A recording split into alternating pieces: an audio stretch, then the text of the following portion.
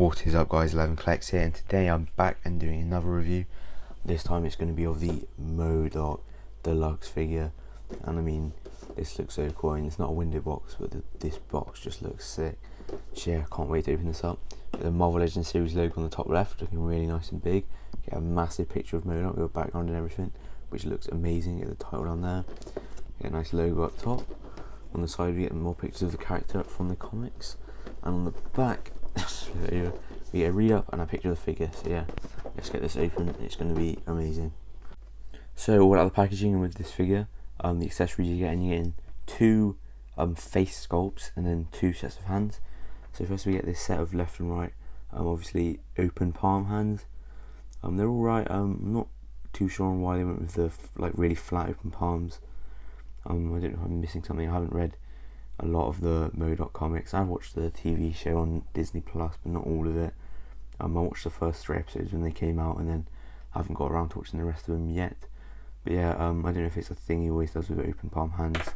I seem to remember something like that. But anyway, the other set of hands we get, they aren't a matching set, but we get a fisted right hand and a I guess sort of trigger or control stick holding left hand. And yeah, the fist looks really great for doing some sort of like Avengers, sort of angry poses. And then obviously the I guess control stick, like trigger holding hand, for the control stick attached to his chair. So then we do get the two face sculpts. We get the angry sort of open mouth face sculpt and the sort of resting sort of still kind of angry face sculpt. And yeah, he does have the white eyes, classic comic look. Obviously not accurate to the show if you wanted one of them, but if you wanted something accurate to the show, you could paint up pupils in there, as in the show he does have pupils. But yeah, anyway, I do really like these face sculpts, looking really nice. The detail on these are amazing, and they are quite hefty. I do like the way they've done this. Instead of having interchangeable head or anything, it does work a lot better to just have a face that plugs in, as you'll see later with the rest of the figure. This one looks great. All the detail and the brushing on the eyes on both look great. Expressions look really nice. The detail in the mouth and the teeth and everything on this one looks really nice. And there's no paint issues even on the sort of gem or something up on his head. So yeah, those do look really great. And let's look at the figure. So now the actual figure all put together looks really nice. It was a bit sort of extensive. Obviously there was a bit of assembly required, but not as much as maybe there could have been, but a lot more than obviously any other Marvel Legends, as those don't usually require any assembly. But yeah, looking really nice. I'll show you how the assembly works.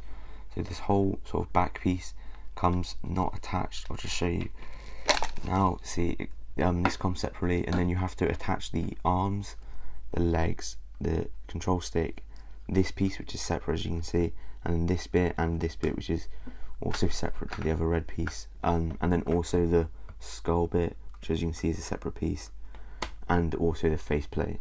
So you're getting a lot of flat pieces to fit in the flat box. But yeah, then you put them together. It's pretty simple, as you can see. And then once you've just got all these pieces in, you just plug the back on, and it's not too difficult, and it does look really nice. You can't even really tell. The seam's not like really bad, not too noticeable. I mean, you can obviously tell that there's a seam there, but it's not too bad or anything. So yeah, this figure looks great. Looks very sort of perfect how I would expect it. They haven't really cut any corners or anything to make it easier. They have just done a really good representation of comic book M.O.D.O.K. So yeah, this really looks really nice with detail on it. So we get this sort of pattern on there, as you can see on the regular M.O.D.O.K. We get some nice dry brushing on there, and the patterning down there. So we get some painted buttons, and some of them are left unpainted. Like down here we have bits that are unpainted, and up there it would have been nice to maybe have a bit of paint on those, but it's not the end of the world. But yeah, we do get the painted buttons, as you can see here, which are really nice. And this trigger holding hand does work really well on this remote, but I will move it just to show you. This is on a ball joint, which is really nice. You can sort of move it however you want. And yeah, it has got some really nice detail on it. So you've got gold at the top, black. You get a red button down there on the front, and then a red button as well on the top, which looks really great. So yeah, the arms and legs, I mean, he doesn't really need to have legs, but it's just very classic look. Not too bad. Obviously you always have his legs sort of bent, because they wouldn't really be stuck out forward much, but so you You can always see the hinges, but it's not too much of an issue. The knee pads do sort of work a bit to make that look pretty good. I really do like the design of, you know, all the arms and stuff. They all look very comic accurate, and the bottom of the feet are detailed, and we do get the lack of a peg hole, which I think works really well, as you are more likely to see the bottom of the feet, and you are completely unlikely to ever use the peg hole. So we get some nice hexagonal honeycomb pattern on the bottom of the feet, which is really nice. So yeah, this figure is really great, and like I said, this just goes on there. I mean, once you get it on, you can move it a bit, but I mean, this is kind of really sort of one way you're going to have that trigger. But yeah, it does look really nice. So it's going off focus, but yeah. So in terms of the face sculpt, to interchange it, you just sort of grab it by the cheeks and yank it out. It's a bit stiff, but that is good, as it does mean it's not going to be falling out all the time. So yeah, and then it just looks like that, and you just sort of plug it in like that, and you have a different face sculpt. So that's really nice, and they both look really over the body. You can sort of see around the edges that there is, you know, removable face. It's not glued in, but it's not too noticeable, and it does kind of make sense. And yeah, I forgot to mention we do get some nice a bit of pink on the inside of that red bit on the forehead, to, you know, add a bit of extra detail. So yeah, the hands, these ones I'm usually going to have it with. I'm probably not going to use the flat hands too often, but I will show you him with the flat hands on. So this figure, you just have to sort of yank the hands off. It's not super easy as it would be, because normally you'd sort of grab the arm and put it from there. But obviously he has very short arms and a massive body, so it's not quite as easy. So yeah, there you go. There's a flat arm, flat hand. So yeah, it works sort of good. Hinges don't move as much as I would like them, so you can't exactly have them like sort of resting like that. But yeah, the flat palms do look pretty nice. I guess you could sort of have him like that, with resting on his knees maybe. But yeah, I'm probably going to have the fisted hands a lot more, just as I think, you know, it looks better. So yeah, also around the back we get some more of that sort of dry brushing detail, and you get the AIM hexagonal pattern there, sort of AIM logo-ish sort of thing there. And we do get some nice different coloured paint for this patterning around the bottom, which looks really nice.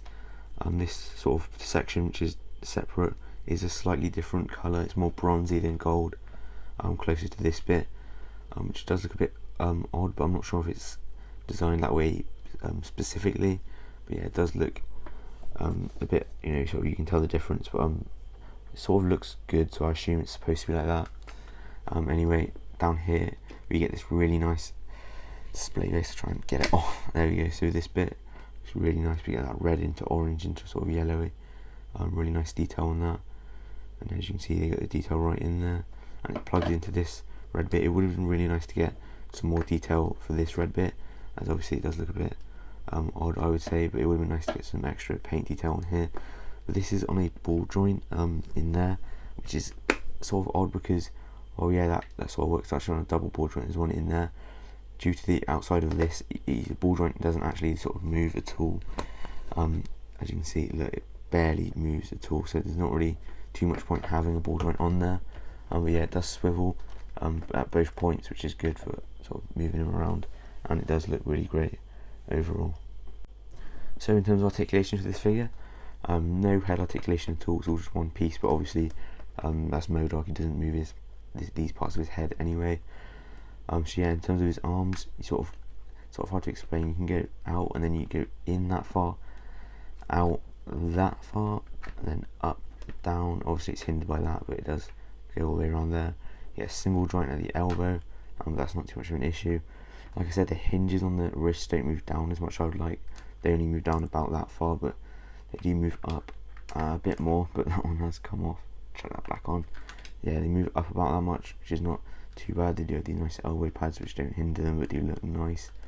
And this arm is the same, and this hand is pretty much the same. Like I said, this one does move a bit down, but yeah, you're not getting as much down as you might like.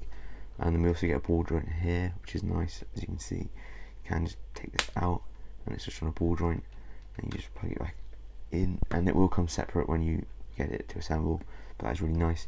So in the legs, obviously, if you straighten them out, you sort of go up that far, down that far, out that far, in that far. Then we do get a double joint at the knee, but you're probably not going to be using that double joint too much. It's probably just going to be more like single, like that. And then the feet, we do get the full swivel, although the other swivels work in there, as I said. I did forget to mention we do have a thigh swivel, sorry. Anyway, so it hinges forward that far, up that far. The articulation figure is a bit stiff, but anyway, we do get a pivot. So yeah, down here we get more articulation. It swivels from this bit here.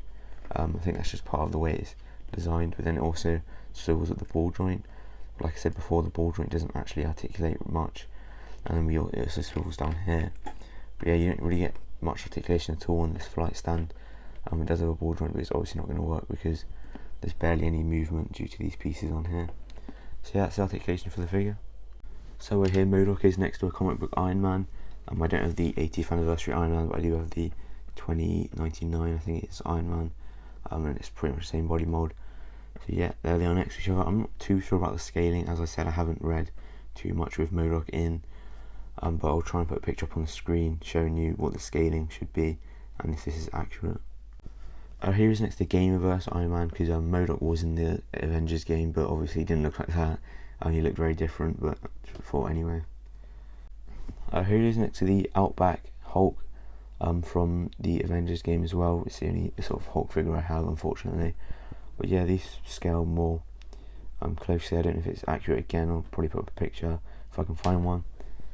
Unfortunately, I don't have the AIM army builders. I only got the Hydra ones because I couldn't find any AIM ones, and now they're selling for 30 quid a piece, which is, I mean, ridiculous because they're supposed to be 15, I think, as they are sort of the cheaper versions with the simple box and everything.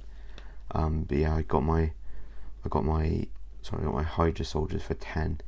But yeah, they didn't have them in the comic book shop, so I looked online, and the AIM soldiers were 30 a piece, and I was like, yeah, I'm not gonna bother with that. But I might maybe get a couple in the future, if I can find them cheaper, or if I just feel like getting them anyway.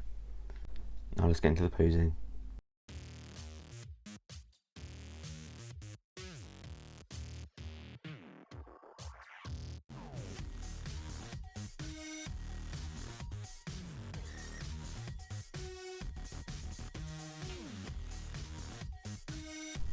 So yeah, overall I do really like this figure.